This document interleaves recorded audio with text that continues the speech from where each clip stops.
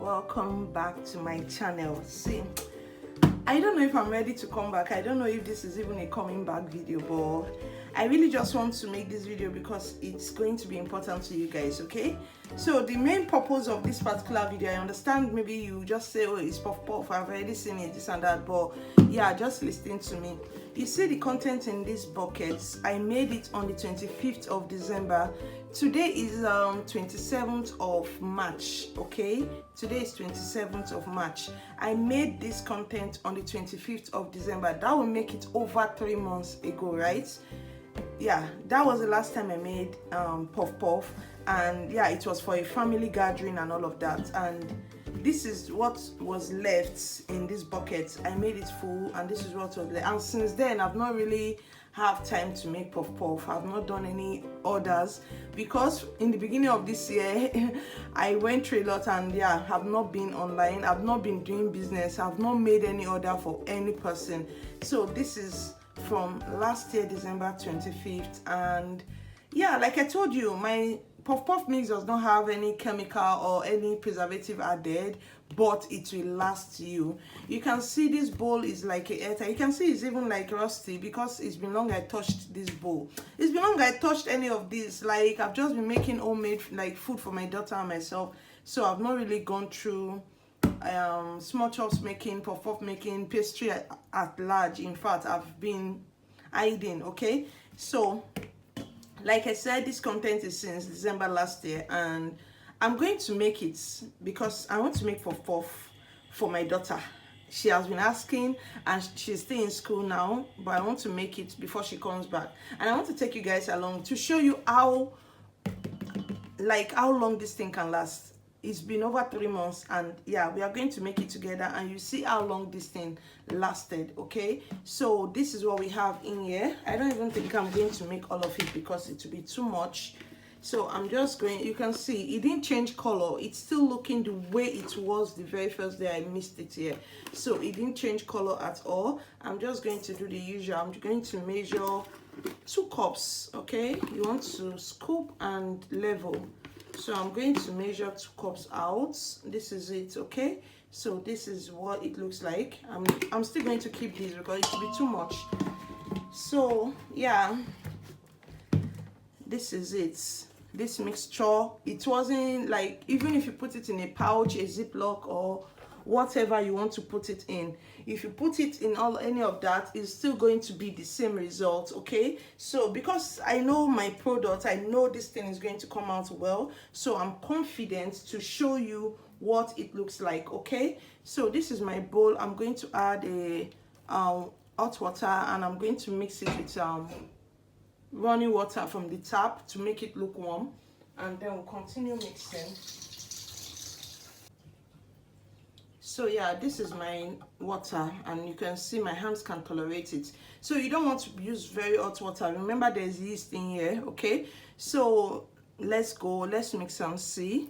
So you want to add water for this 2 cups. What you need is 1.5 cup of water, but of course I already know my measurements, so I'm just adding randomly. Okay, so you need 1.5 cup of measuring cup of water, lukewarm water, no tap running water or hot water, lukewarm.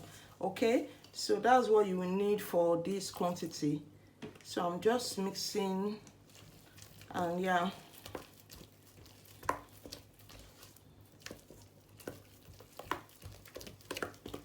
so you want to beat it to get a very, very smooth batter. Okay, so you can see this did not change color, the smell remained the same, everything is still in there and intact. Like I said, you want to use a very, very airtight container, like container that there's no way hair can get in. Okay, container that you will need to struggle to open whenever you want to. That's what you need, so air doesn't go in and spoil your mixture. So you can see how this looks. So as it is, I'm done mixing. This took me like 2 minutes. Okay, you don't really need to do too much. So as you all know, I like to proof mine really fast. I'm going to set this aside, add hot water in a little bowl like so, and I'm going to put my stainless bowl on top and then get a lid.